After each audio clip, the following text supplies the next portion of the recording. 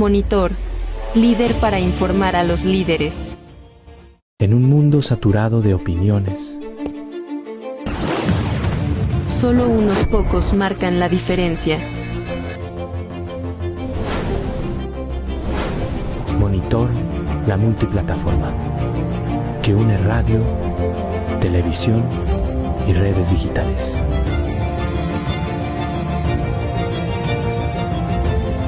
Directa y sin filtros.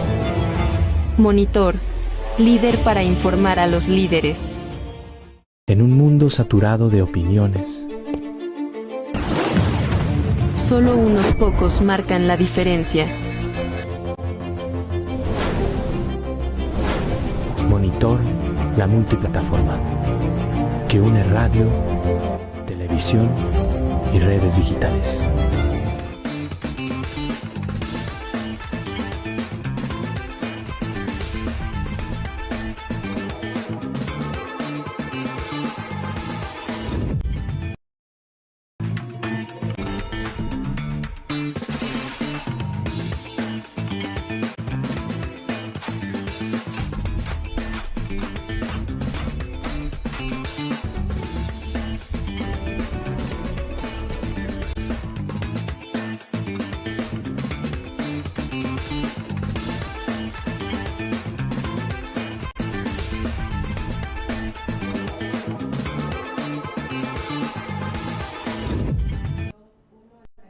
¿Qué tal amigos? ¿Cómo están? Bienvenidos a Altavoz Tendencias por Monitor y Tribu Televisión. Hoy es martes 18 de noviembre y pasaremos a comentar la sección Las 5 de Altavoz, porque Altavoz pone a tu alcance las 5 principales noticias que debes revisar para iniciar el día muy bien informado. Y esa sección llega gracias a Deli Bakery. Como el sabor de casa, lo invitamos a que visite su local favorito de Deli Bakery. Todas las noticias que voy a comentar las puede encontrar en nuestro sitio web altavoz.p. Vamos con la primera. El Congreso entregará tarjetas de 1.900 soles por Navidad y los legisladores recibirán 46.900 soles en diciembre. El Parlamento repartirá, como dije, tarjetas electrónicas de 1.900 soles a legisladores y personal en diciembre. Cada congresista recibiría hasta 46.900 soles, considerando sueldo, gratificación, bonos y asignaciones. Se han adquirido 4.500 tarjetas por un total de más de 8 millones de soles, según informó el dominical Cuarto Poder. La Comisión de Ética, vamos con la siguiente noticia, aprueba investigar a Lucinda Vázquez, esta congresista izquierdista, por el caso Corta Uñas. La Comisión de Ética ha iniciado una investigación contra la congresista Lucinda Vázquez por presunta inconducta ética. La denuncia surge tras la filtración de imágenes en donde se le ve a uno de sus asesores cortándole las uñas y a otro preparándole el desayuno en su casa en pleno horario laboral. Del Espinosa, vamos con la siguiente noticia. ¿Qué dijo Del Espinosa? La suspendida Del Espinosa ha dicho la JNJ ha incurrido en desacato manifiesto. Del Espinosa ha acusado a la JNJ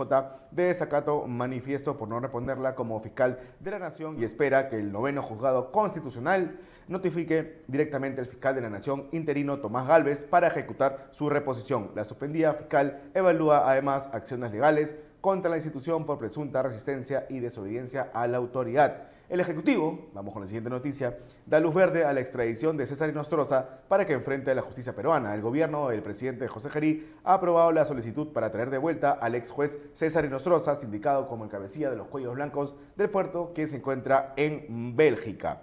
Y cerramos con una noticia positiva. Perú, 100 productos agrícolas volverán a ingresar a Estados Unidos sin pagar aranceles. Estados Unidos elimina aranceles a 100 productos agrícolas peruanos, permitiendo su ingreso con tasa cero. Entre ellos destacan palta, café, cacao, cítricos, mango y jengibre. La medida beneficiará a cerca del 24% de las exportaciones peruanas hacia ese mercado, que suman más de 1.200 millones de dólares este año. Una importante noticia.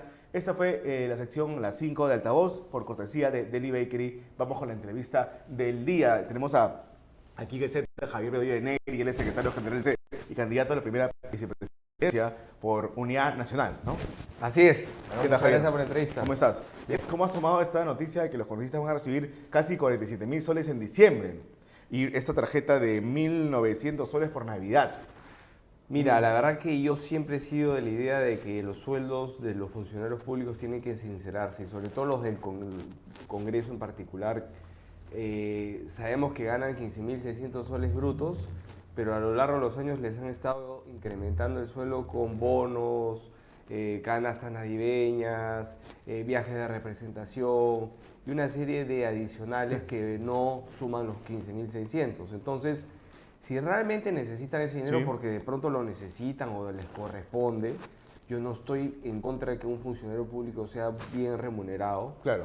Que lo sinceren y que digan el sueldo es tal y que tributen en función de ese sueldo, pero que no tengamos pues 3 o 4 partidas adicionales al sueldo que van sumando y que a veces muchas de esas partidas, esas cosas no son sujetos a pagar impuestos. Entonces, pero una tarjeta de 1.900 soles por Navidad me parece un exceso. un logro de los sindicatos del Congreso, ¿no? Sí, o sea, claro. Entre comillas, ¿no? Ese es el gran problema.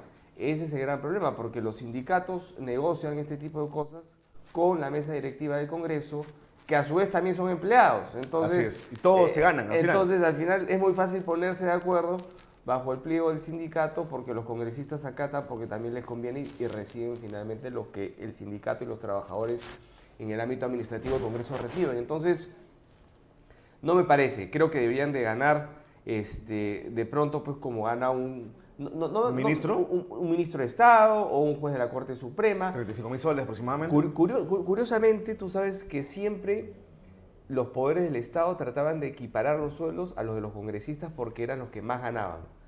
Ahora, curiosamente, el Congreso trata de formas distintas de llegar a sueldos de magistrados de la Corte Suprema, del Tribunal Constitucional, ministro de Estados, que ganan entre 30.000 soles, un magistrado de la Corte Suprema gana como 45.000, un miembro del BCR gana 42.000, y eso creo que lo quisieron poner en el reglamento del Congreso o en una resolución administrativa del Congreso para el Congreso que viene. Y bueno, está bien, si eso es lo que se tiene que pagar, si ese es el promedio, ese es el benchmark, digamos, a nivel latinoamericano, que sea ese el sueldo.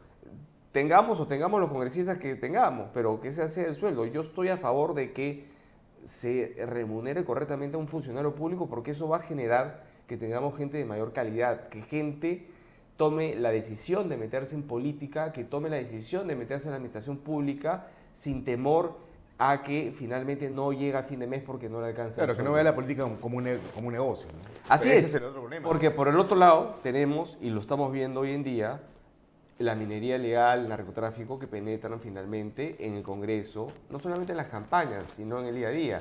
Y estamos viendo que quieren postergar, por ejemplo, de Reinfo 2 años más. Ad infinitum, ¿no? Exactamente, y eso obedece a intereses, y esos intereses son dinero, entonces no nos engañemos. Entonces, al final, para evitar tentaciones, yo prefiero que ganen un sueldo adecuado, que sea de acuerdo al promedio de la región, pero obviamente sobre una base y que tributen sobre ello. ¿Y cuánto debería ganar el presidente de la República? ¿Debería ser el funcionario más remunerado en el país? Yo creo que sí, ¿eh? Definitivamente, creo que todo tiene que partir de ahí. Quien desnaturalizó todo esto fue Alan García. Populismo, ¿no? Populismo puro. Cuando llegó el 2006 dijo, todos ganan debajo de mi sueldo como presidente de la República y mi sueldo es tanto. Y ahí se bajaron los sueldos a 1.600. Pero se dio cuenta de que evidentemente por 15.000 soles no conseguía ministros. Ese es el problema. Claro, ¿quién va a dejar el sector privado? ¿Quién que gana bien el sector privado va a dejarlo para ganar un sueldo que no le alcanza? ¿No? Con 15.000 soles, pues evidentemente no encontrabas a directores de Banco Central de Reserva de calidad. Y no solamente eso, los alcaldes que ganaban en función del presupuesto de su comuna, de su municipalidad, porque ellos mismos se fijaban el sueldo en el Consejo Distrital, ahora ganan en función de una escala salarial que está justamente hecha en función de que Alan García bajó los sueldos.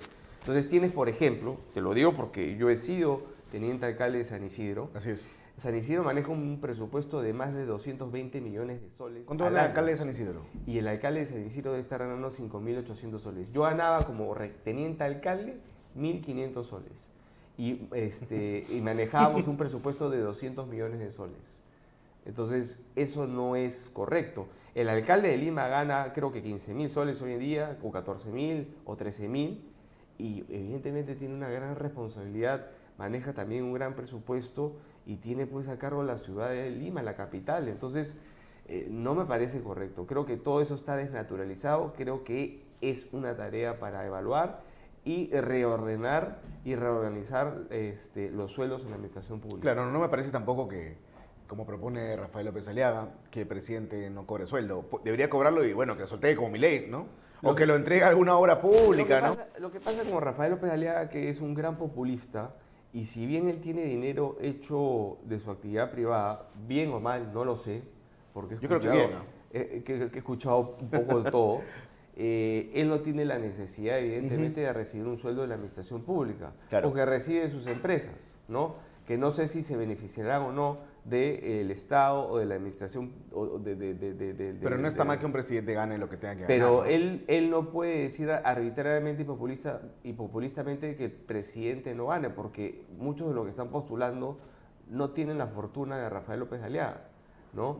Y no necesariamente porque no tengan la fortuna de Rafael López de Aliaga significa que van a ir a robar. No, pues. Entonces, eso no es tampoco un parámetro para fijar finalmente un sueldo, ¿no? De acuerdo. Y esta propuesta que señalan que debería ganar un ponderado de los últimos 4 años, de los últimos 5 años. Podría ser, habría que ver cuánto está ganando en la región un presidente de la República, un congresista. Pero hay que hacer un senador. sinceramiento. Hay un sinceramiento. Además, también hay que ver no solamente eso, que no está relacionado directamente con el sueldo, pero también hay que ver cuántos parlamentarios, cuántos diputados y ahora senadores vamos a tener por cada habitante. Creo que estamos cortos en cuanto a números de representantes a nivel nacional. Es decir, hay Bueno, una... 130 diputados y 60 senadores. Sí, hay una subrepresentación. Necesitamos más diputados y probablemente más senadores. ¿Tú estás a favor del Congreso bicameral? Sí. Sí. En el 90 o en el 92, cuando se eliminó la bicameralidad, cuando Fujimori cerró el Congreso, habían 180 diputados, con Y una éramos menos, población ¿no? menor. Claro, que no, lo cierto es que estos 180 diputados no tenían un despacho congresal con 3 asesores, chofer, secretaria, no. Tenían básicamente una secretaria que compartían entre 2 diputados. Eso es lo que se tiene que hacer. No tenían... O al menos uno por persona, No uno por tenía- diputado. no tenían una oficina, la bancada tenía una oficina y la bancada tenía algunos asesores que eran prácticamente los asesores de las comisiones. O sea, no había este despliegue, toda esta desnaturalización se viene con Fujimori. Creo que se puede recortar algunas cosas, pero Porque evidentemente... todos hablan de recortar ministerios, con lo cual estoy de acuerdo, pero también hay que cortar la grasa que hay en el Parlamento, ¿no? Lo que pasa es que tú tienes en Congreso pues, un despacho con 2 asesores, ¿no? En distintas materias en función de las comisiones en las que estás. Pero si ya la comisión tiene de por sí asesores, entonces creo que hay una duplicidad de funciones ahí, me parece. Y este cáncer de los puestos de confianza donde pones al enamoradito de la hija. Y a las anfitrionas, y a los no sé cuantitos, y hay una serie de gente en el Congreso, y hay una cantidad de Congreso. Y ese es el tema, porque el Congreso se fija su propio presupuesto. No maneja plata, pero se fija su presupuesto. Entonces, es complicado, eso creo que se ha desnaturalizado, hay que ordenarlo. No creo que se tenga que tirar abajo los sueldos, ni que un congresista debe ganar menos. Yo sé No. que esto no suena muy No, claro. proselitista, Van a decir muy que es campañero. una pero- cachetada a la pobreza, a los más de 9 millones de pobres. Pero ¿no? tú me conoces y la gente que me conoce de alguna manera sabe que yo digo las cosas como son y a veces lo correcto no es popular. Claro. Porque tranquilamente puedes decir que los congresistas no valen nada, que vayan en micro a trabajar. Así es. Entonces, hay gente que se dedica exclusivamente a esto, que está metido 24/7. Hay mucha gente que viene de provincias, que tiene que alquilar un departamento, que Sí. tiene que comprar un carro o buscar una Y movilidad. tampoco vas a decir que vas a movilizar el Congreso, ¿no? Así Eso también, es. eso costaría más Así también, ¿no? es. Entonces, sí se requiere tener un sueldo digno de alguna manera para que puedan ejercer la labor de representación. Para atraer a personal, a buen personal, no necesariamente se cumple esto, pero al menos algo aliviará, ¿no? Para que no entre con las garras largas para robar, ¿no? Lo cierto es que mucha gente que entra al Congreso no entra ganando ni los 15.600, Sí, ¿no? claro. Han venido ganando mucho menos, entonces para ellos es como que evidentemente se sacaron la tinca. Pero justamente por eso tenemos, creo, la calidad de congresistas que tenemos en el Congreso de hoy. Gente que no aporta nada, gente que está inmiscuida en actos cuestionables. Y se ha vuelto de común el corrupción. tema de los mochasueldos. Los ¿no? mochasuelos, la Que corrupción. es un delito, ¿no? Y, es robo, ¿no? Y por otro lado también tenemos gente pues, que está financiada por la minería ilegal, por el narcotráfico, por el terrorismo. Entonces, si no Bueno, hemos tenido un sinceramos- terrorista en el Congreso, Bermejo, eso. y alguien que está a punto, yo creo que de ser condenado, como Guido Bellido, ¿no? Exacto. Entonces, si no ponemos eso sobre la mesa y no sinceramos y decimos la verdad, probablemente en el próximo Congreso y en la campaña que se nos viene va a correr plata negra, plata del narcotráfico, plata manchada con sangre en las campañas, y así es difícil finalmente hacer campaña, pues porque estás compitiendo contra grandes intereses millonarios frente a alguien que está tratando de hacer su campaña de la manera más loable y austera posible. Porque valgan verdades, hoy en día a los candidatos, gente que es correcta no quiere poner plata, no quiere de alguna manera aparecer como aportante en una campaña política, porque después lo van a llamar, o si usted ha aportado o no ha aportado. En fin, hay un miedo generalizado en ese sentido, y esa es una crítica también que yo tengo al empresariado, ¿no? Y es por eso que el CAE que hemos tenido para mí ha sido un gran fracaso Sí. en comparación de otros CAEs electorales. ¿Invitaron a su candidato, al señor Roberto Quiabra? No. Invitaron qué? a los 6 primeros, a los que estaban en las encuestas en los 6 primeros, y creo que los 6, 3 declinaron y solamente... Pero, bueno, Mario Vizcarra, ¿qué iba a hacer ahí? No sabe ni hablar, ¿no? y Y que- Carlos Álvarez salió con el discurso populista de que ahí están los grandes ricos, ¿no? ¿Ustedes hubieran ido? Yo creo que sí, creo que es Sí, importante. ¿no? Es importante asistir, ¿no? O sea, hay que asistir a todos lados. No porque esté el gran empresariado no significa que le tengamos que hacer asco. Hay que ir a exponer ideas, así como también hay que ir a exponer las ideas y las propuestas frente a los emprendedores, frente a los comerciantes, frente a los transportistas, también frente al gran empresariado. Pero era una tradición de años que el CAE electoral pues llevaba a los grandes candidatos presidenciales donde discutían ideas y tenían una visión de país. Hoy en día creo que hay un divorcio por parte de o sea, por culpa tanto de la clase política como también del empresariado.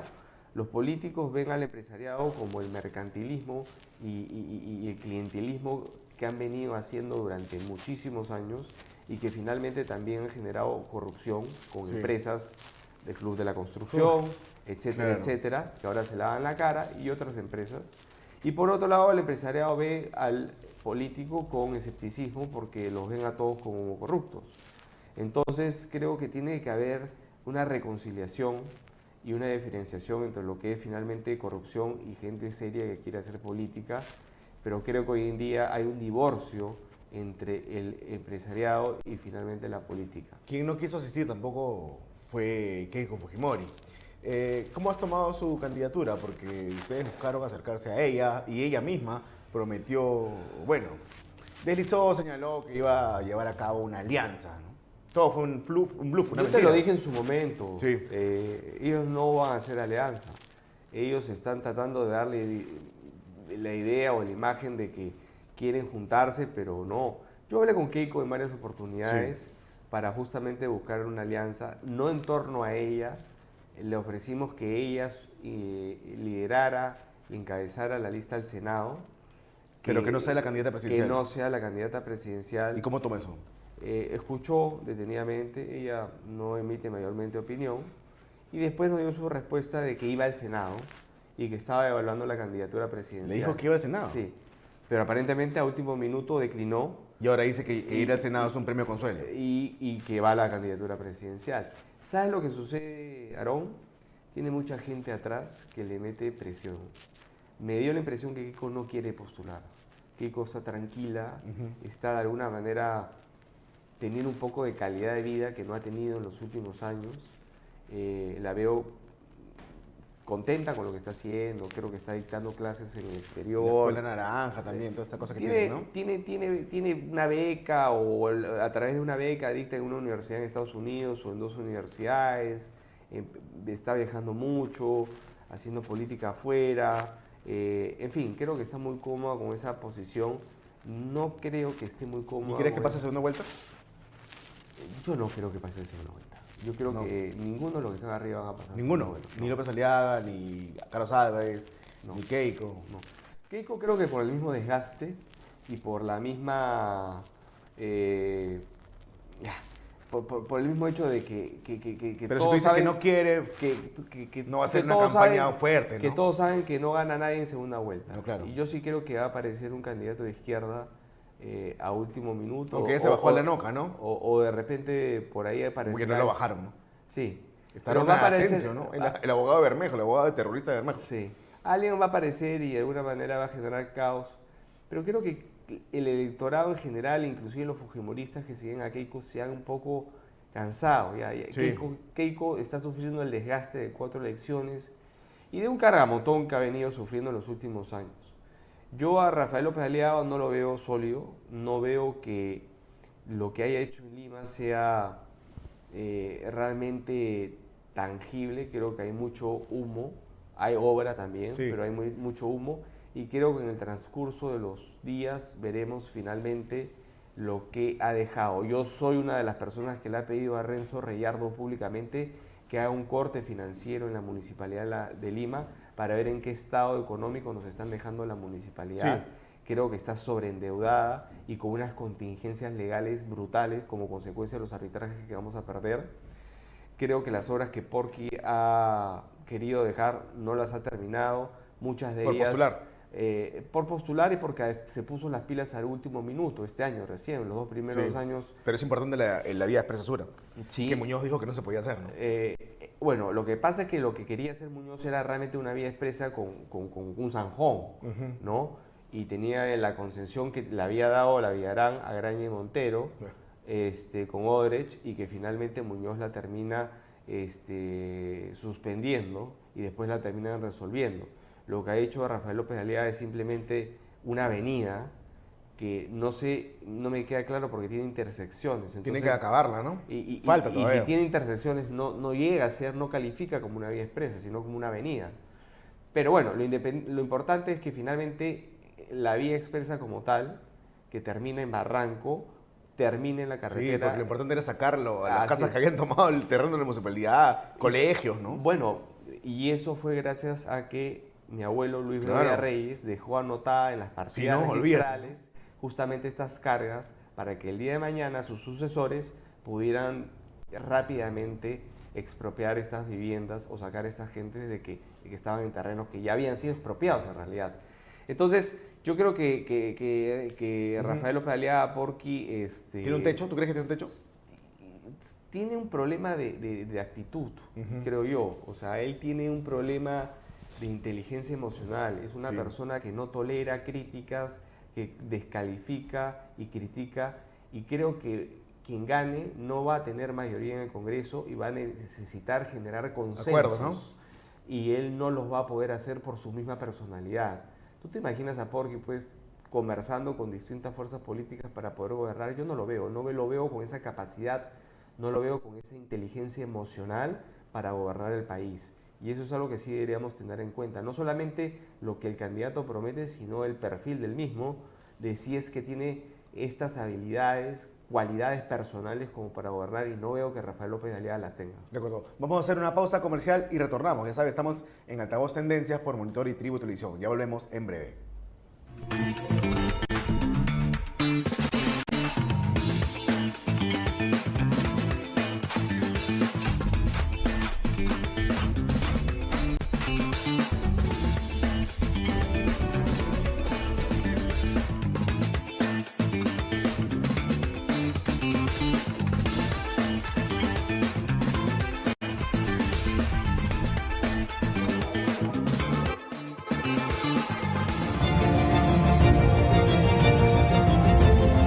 Directa y sin filtros. Monitor. Líder para informar a los líderes. En un mundo saturado de opiniones, Solo unos pocos marcan la diferencia. Monitor, la multiplataforma que une radio, televisión y redes digitales.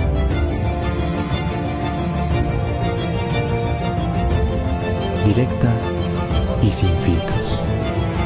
Monitor. Líder para informar a los líderes.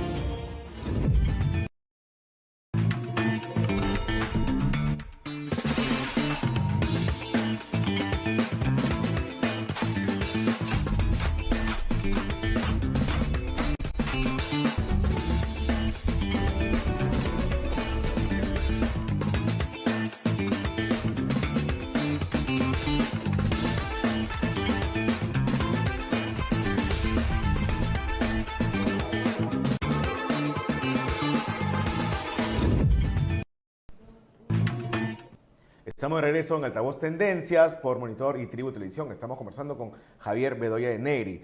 Javier, antes de la pausa hablábamos del nuevo Congreso bicameral y Carlos Espada, candidato de Sí Creo, candidato presidencial de Sí Creo, ha dicho que para que se cumplan lo que él plantea, va a plantear vale la redundancia, una cuestión de confianza, y si le rechazan va a cerrar el Congreso, pero la Cámara de Senadores o Senado no se puede cerrar.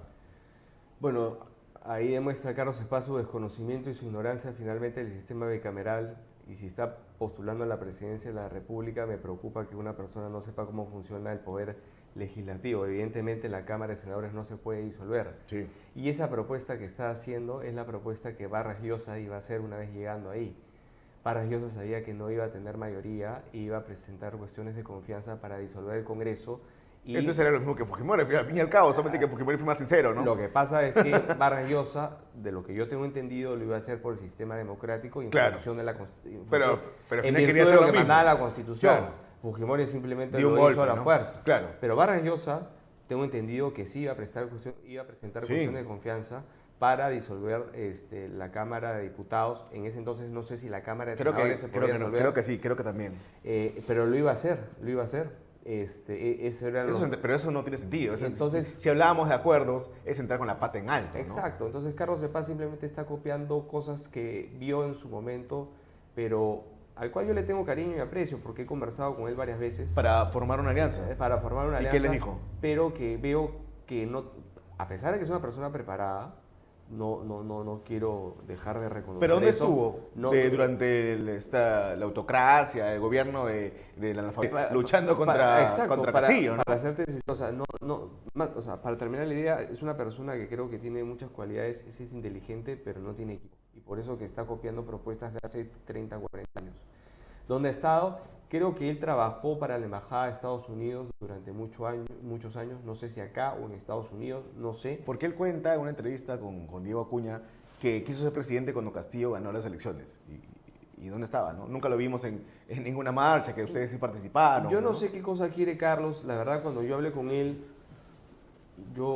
y estábamos en estas negociaciones y nosotros le ofrecimos a Carlos, seguramente se va a molestar porque digo esto, pero en fin, también la gente tiene que saber la verdad, ¿no? Le ofrecimos que sea cabeza, que sea el número 1 en el Senado Nacional, ¿no? Sí, no es poco, ¿eh? Para alguien que es desconocido. Para ir generando consensos en una alianza que era mucho más amplia de la que es Unidad Nacional hoy en día, la que hemos formado nosotros. Y un poco la conversación que se dio fue, y yo se lo dije, oye Carlos, tú has creado tu partido para hacer política, para hacer una carrera política. Pero eres bueno llamando partido a este grupo, ¿no? Entonces, ¿por qué te vas a lanzar a la presidencia sin equipo, tirarte a la piscina en este momento cuando podemos formar algo y tú puedes después seguir consolidando tu proyecto político? Y la respuesta que me dio, la verdad que me causó mucho desazón y mucho malestar porque me dijo, yo no quiero hacer política, me dijo. A mí no me interesa la política. Yo he venido a hacer un servicio militar obligatorio, yo voy a cumplir y de ahí no me interesa la política. No entiendo, que algo así como Milei, ¿se quiere pintar como un anti-establishment? ¿O cómo? Entonces yo le pregunté, le dije, entonces, ¿qué haces acá? Le dije, entonces, ¿para qué has formado un partido político? Si a ti no te interesa la política, entonces, ¿de qué estamos hablando? Y yo creo que eso fue lo que finalmente deterioró y terminó terminando y culminando las conversaciones con Carlos Espada. Como te digo, es una persona muy inteligente, pero no tiene equipo y para mí es un caviar. Sí, ¿Por qué? Porque tiene estas visiones progres, liberales, muy de los caviares. En lo económico sí, evidentemente liberal, que también para mí eso es una falacia por lo que ya te he explicado, porque el modelo económico no te permite ser liberal. La economía social de mercado no te permite, ¿no? No, tendrías que cambiar la Constitución, ¿no? Así como los comunistas quieren cambiar la Constitución para hacerla más restrictiva, los liberales también tendrían que hacer lo mismo para hacerla más abierta. Sí, pero eso también es una utopía, ¿no? Y en lo social también lo vi como una persona bastante liberal. Que no quiere salirse de la Corte de H, ¿no? Que no lo vi un poco comulgando con nuestros principios y valores como partido conservador que somos nosotros, ¿no? Sí. El PPC. No entramos mucho en ese detalle. Pero ustedes sí están a favor, tú estás a favor. Yo estoy a favor. ¿No? Yo estoy a favor. Es un sistema, una corte que pondera los derechos de los delincuentes en desmedro de los Es una corte, ciudadanos de bien, de es los una corte policías sesgada, militares, ¿no? es una corte sesgada, evidentemente con un tinte político de izquierda caviar, Sí. donde ejerce sobre la soberanía del país. Sí, y, claro, y no se puede luchar y desde para adentro, mí, ¿no? Y para mí eso es inadmisible, ¿no? O sea, no puedo permitir que un ente internacional, por más que esté reconocido o no, venga y me imponga sus ideas, porque me están imponiendo sus ideas, porque no son criterios jurídicos muchas veces. Sin que nadie se las pida. Así es, me pongan sus ideas y que vaya sobre finalmente las instituciones del país. Ahí la Corte o el Tribunal Constitucional ha tenido que corregir varios de estos Sí. temas, como el mismo indulto a Fujimori, ¿no? Claro que, bueno, Dina Boluarte fue quien no le hizo caso a la Corte de H porque había dicho que no se acate, ¿no? Así es. ¿Y qué pasó? Y como, Nada, ¿no? y como que de repente por ahí, si es que no sentencian rápidamente, como espero que lo sentencien rápidamente A a Vizcarra. Vizcarra, de repente por ahí se va a la Corte Sí. Interamericana y estos terminan habilitando a ¿Y Vizcarra. qué deberíamos hacer en ese caso? ¿Qué debería hacer el gobierno de Ingeri? No hacerle caso. No, es que ahí no va el gobierno, directamente va el jurado, esa resolución de la Corte Interamericana, y el jurado va a tener que acatar finalmente lo que dice la Corte. O no. Vamos a ver. O no, pero probablemente termine acatando lo que dice la Corte Interamericana de Derechos Humanos y habilitando a Vizcarra como candidato. Qué problema, ¿no? Cuando acá se le han inhabilitado y bien inhabilitado por 3 casos.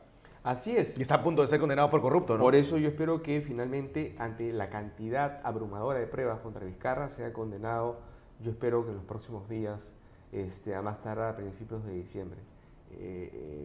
Está clarísimo, y no lo digo por su gobierno, sino por la coimas que recibió cuando fue gobernador. Claro, porque de su gobierno no hizo nada, ¿no? Moquegua. Claro, o comprar pruebas rápidas para que la gente No. tenga falsos negativos y no comprar las vacunas. Le y hizo mucho 200.000 muertos, ¿no? No, le hizo mucho daño al país. Le hizo mucho daño al país.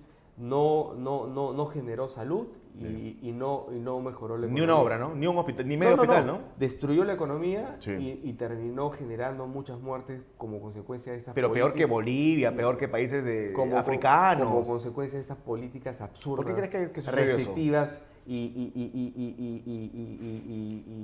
restrictivas porque yo quiero, la verdad que no tengo explicación. Porque la excusa es que teníamos un sistema de salud menesteroso. Ya, ¿acaso no lo tenía Bolivia? ¿Acaso no lo tenían los países africanos? Porque fuimos el país con más muertes por millón o por 100.000 habitantes del mundo, ¿no? O sea, a ver, yo en ese entonces, yo me acuerdo cuando nos encerraron en marzo del año 21, Sí. dije, esto no va a durar mucho. O sea, porque, a ver, por simple criterio, somos un Cuarentena país, fueron 40 días, ¿no? somos un país netamente informal. La gente sale a trabajar en el día a día, sale si a no trabajar sale, se muere. a ganar el día a día para llevar Se comida, muere de hambre si no sale a trabajar. para llevar comida a su casa ese día. La gente no puede estar encerrada. Segundo, no todo el Perú no vive todos pues en casas, departamentos, donde puede vivir La gente nuevamente. vive así nada, ¿no? Vive hacinada 6 personas o una familia en un cuarto. Eso de alguna manera también es un foco de contagio y genera más contagios del COVID. Entonces la gente tenía que salir a trabajar, la gente no podía estar hacinada finalmente en sus cuartos, donde estaban viviendo, donde están viviendo. No teníamos evidentemente, o no estábamos preparados, no teníamos evidentemente todo el material de salud que se necesitaba. Como la mayoría de las países de mascarillas, Sudamérica, ¿no? las pruebas rápidas o las pruebas, y obviamente las postas, los hospitales estaban totalmente socavados, que eso también tiene parte No se de instalaron responsabilidad hospitales de campaña en el los Estadio gobiernos Nacional, por regionales. ejemplo, ¿no? Entonces yo creo que él ha querido aguantar lo máximo posible para poder comprar todo lo que se necesitaba para el COVID, a pesar de que ya habían recomendaciones en ese sentido. Que no se usan las pruebas rápidas. Y no, ya se venía lo de la pandemia y ya habían recomendaciones en ese sentido y no se hizo absolutamente nada. Claro. Entonces creo que por eso aguanta, nos encierra para comprar todo esto, pero al final lo que generó fue que fuimos el peor país que manejó la pandemia y probablemente uno de los que tuvimos más muertes por persona en el país, ¿no? Y paralelamente a eso la economía se fue al tacho, ¿no? Entonces, hoy en día, sin mencionarte los temas de los reactivos, que también fueron un saludo a la bandera, y que hoy en día todos los peruanos estamos pagando el balotaje que finalmente el gobierno le soltó a las empresas, porque ¿qué han hecho muchas de esas empresas que pidieron reactiva? Han cambiado de razón social. Y han hecho dejado perro muerto. muerto, la deuda está ahí tirada en un cascarón y han creado una nueva empresa y siguen adelante. Y mucha gente respalda aún a Vizcarra porque recibió un bono de 300 Recibió un soles. bono y yo creo que fundamentalmente porque cerró el Congreso. Sí. Porque cerró el Siempre es Congreso. popular cerrar el Congreso, Sí. ¿no? Yo creo que eso es lo que más le reconocen. Pero que es un delincuente, es un delincuente. Y debe ser condenado. Y debe ser condenado. Sí, porque hay que recordar que tener una prueba rápida, negativa, estando enfermo, era una sentencia de muerte, no te atendían en ningún lado, ¿no? ¿Te ibas a tu casa a morir o a contagiar a la gente que vivía hacinada contigo? Y encima este miserable se vacuna 3, 4 veces con las vacunas chinas. Y a toda su familia. Y a toda su familia, o sea, Sí. eso ya es... Bueno, por eso lo vacaron. Debe estar enjaulado de una vez, ¿no? Definitivamente, o sea, yo creo que es el peor presidente que hemos tenido en general, en contexto, y siempre lo dije, yo era un acérrimo opositor de Vizcarra, y hay otras aristas, como el tema de la salud mental, el daño que ha causado, no solamente a la economía, no solamente a la economía, sino también a la salud mental y física de todos los peruanos que sufrimos bastante este encierro prolongado e innecesario desde mi punto De de vista. acuerdo, claro, salud mental, ¿no? Salud, que esto no hay retorno. Javier, ¿te preocupa no ver a su candidato, al general Roberto Quiabra, en las encuestas? No, no me preocupa, siempre lo he dicho, en la medida que nosotros hagamos una campaña ordenada, que estemos organizados y estemos preparados para salir en enero a matar, no me preocupa. En este país que ha quedado demostrado que no siempre los que van primero son los que ganan, pero sí creo que tenemos que tener una campaña bien armada, bien cohesionada, bien estructurada para salir a rematar los últimos 3 meses de campaña. ¿Quiabra es velajista? No. Le tiene aprecio porque le dio la espada. Tampoco. A Velasco. Yo el otro día lo dije en el programa de Christian Hudwacker y yo lo he hablado con él.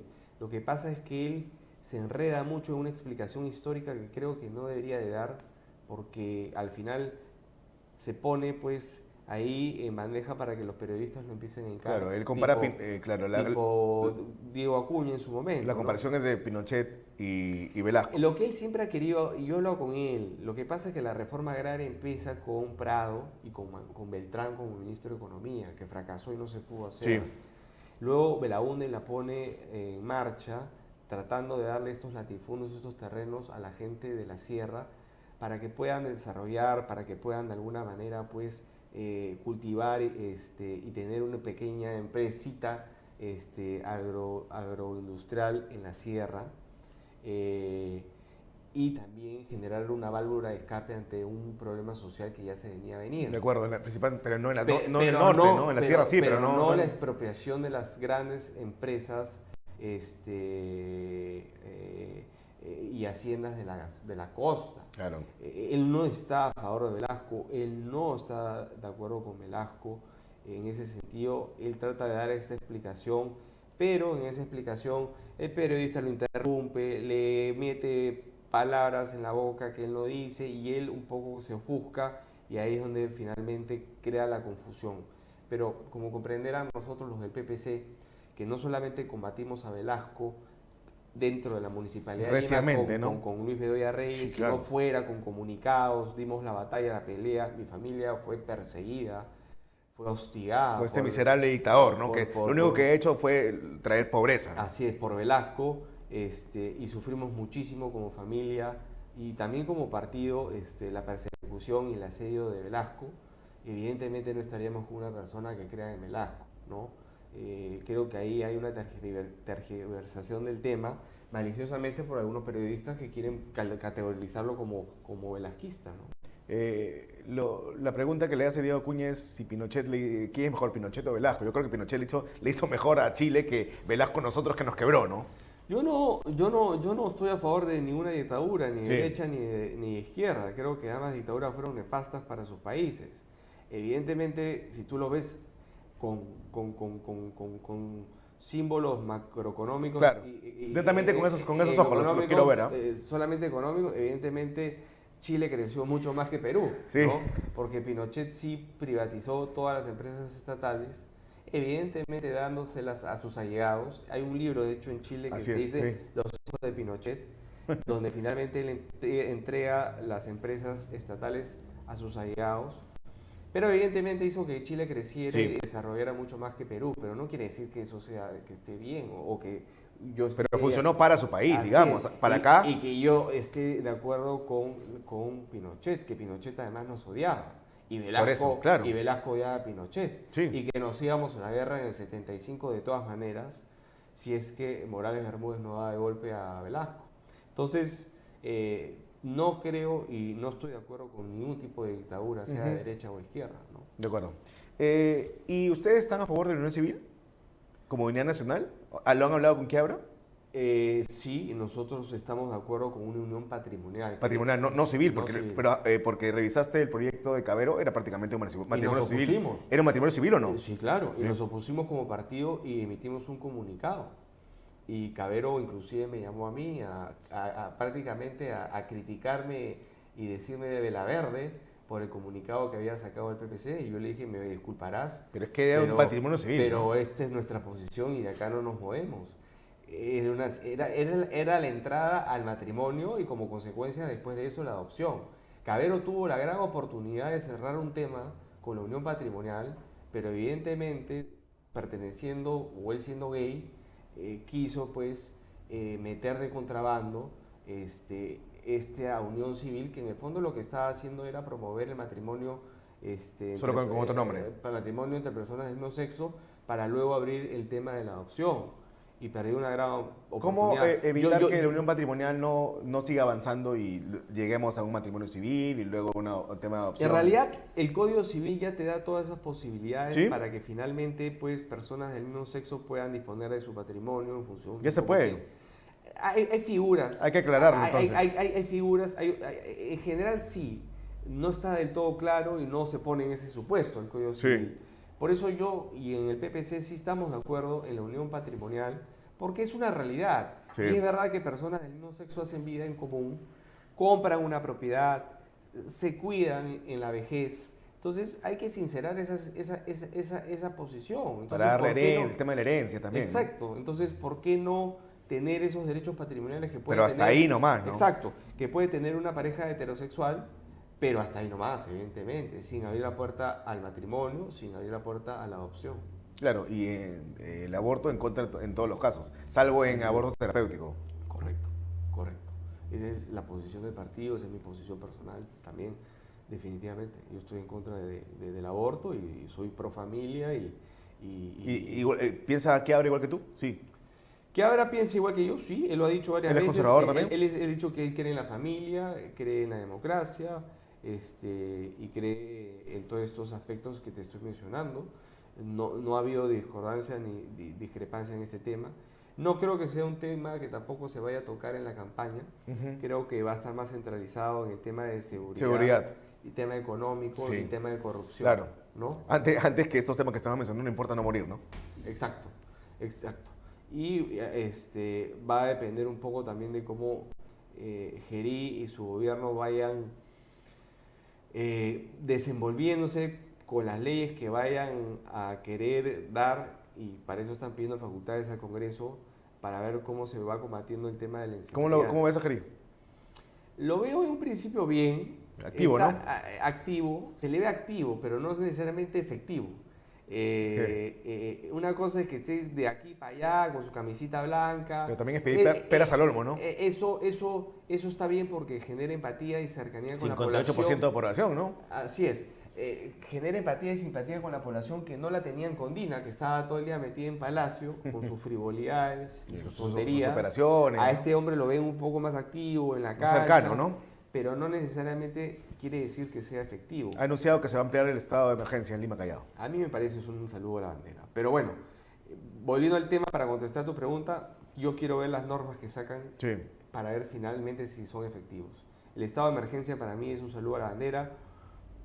Yo creo que el tema va por reformas mucho más profundas, por una coordinación mucho más cercana entre el presidente de la República, el presidente del Consejo de Ministros, ministro Sí. del Interior, ministro de Defensa. Y el sistema de justicia, ¿no? El sistema de justicia, fiscal de la nación, poder judicial, en un primer aro, después en un segundo aro, en un segundo círculo, el presidente del Congreso, en fin, otras instituciones que de alguna manera tiene que haber esa coordinación. Segundo, tenemos que dotar a la policía con todos los elementos necesarios, no solamente de armamento, sino también de inteligencia, para que puedan identificar a todos estos cabecillas, a estos delincuentes, los jefes de los delincuentes, desactivar las bandas por adentro, pero hay que dotar a la policía de ese equipamiento y para eso se necesita voluntad política, ¿no? Capacidad de mando y decisión y coraje y tener los pantalones bien puestos. Y evidentemente también los penales, ¿no? ¿Construir cárceles? Creo que sí, pero no va a dar tiempo y no lo va a poder hacer Gerí. Lo que yo haría es empezar, por ejemplo, ampliando los pabellones en Chayapalca Y en Amayo.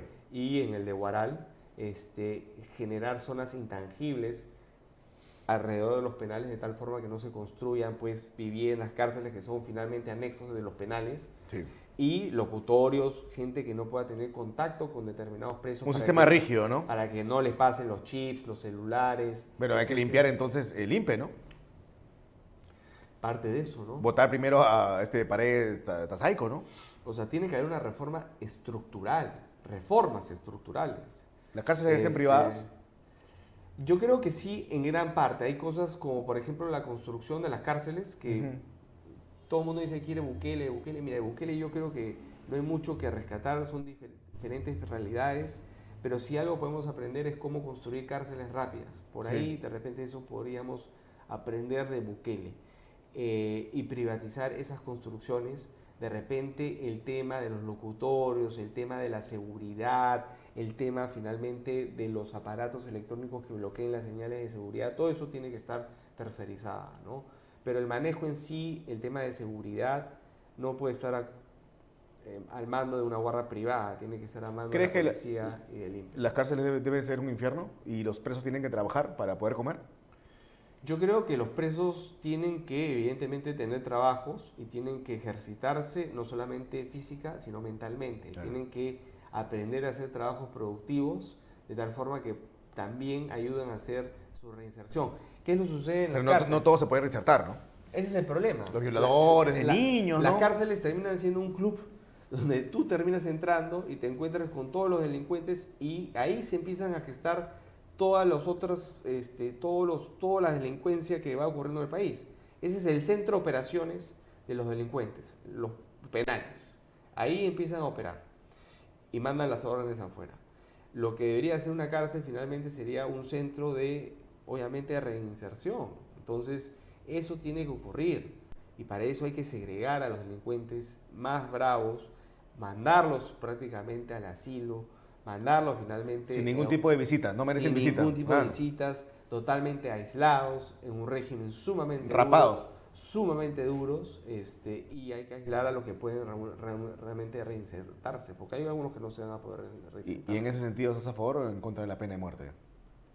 Yo soy social cristiano, y No, como, claro. como social cristiano creo en la vida, no puedo ser hipócrita y decir que creo, pues, que no estoy a favor del aborto porque creo en la vida. Yo sí soy hipócrita. Y decir que quiero que maten a alguien. Evidentemente sí, a veces me provoca y evidentemente Sí. si tú me preguntas una pregunta que le hicieron finalmente a un candidato a la presidencia en Estados Unidos, que fue lo que finalmente hizo que perdiera, cuando él decía que estaba en contra de la pena de muerte, y le dijeron qué pasa si es que viene un delincuente, entra a tu casa, viola a tu mujer y a tus hijos. Uno mismo lo mata, ¿no? Y él dijo que no los mataría. Evidentemente los mata. No, lo matas. Lo matas tú mismo. Tú mismo.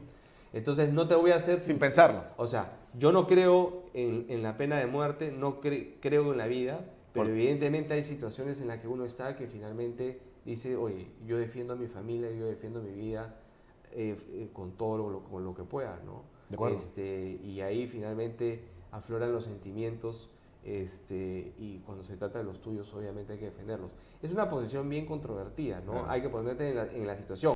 Teóricamente yo te diría como... Que tú deberías estar en contra teóricamente, ¿no? En teoría, teóricamente estoy en contra, pero evidentemente en la práctica Claro, es otra cosa, ¿no? es otra cosa. Y yo sí estoy sincero. ¿Qué, Me dirán, oye, qué haremos con los violadores de niños, exacto. Me dirán, oye, pero no tiene una posición clara. No tengo una posición clara, porque el día que me pasa a mí, créeme que yo soy el primero que voy a agarrar una pistola y le voy a vaciar la ¿no? caserina. De acuerdo, y sin asco, ¿no? Y sin asco. Sí. Existe esta narrativa de las leyes pro crimen, las cuales yo creo que es una narrativa, un invento, caviar, que señalan que el Congreso ha aprobado un paquete de normas los cuales han hecho explotar la delincuencia y antes estas normas no existían. ¿Tú crees que es en eso? Hay normas que creo que sí son buenas, por ejemplo, el tema de la colaboración eficaz. Ya, ¿por qué sería eso?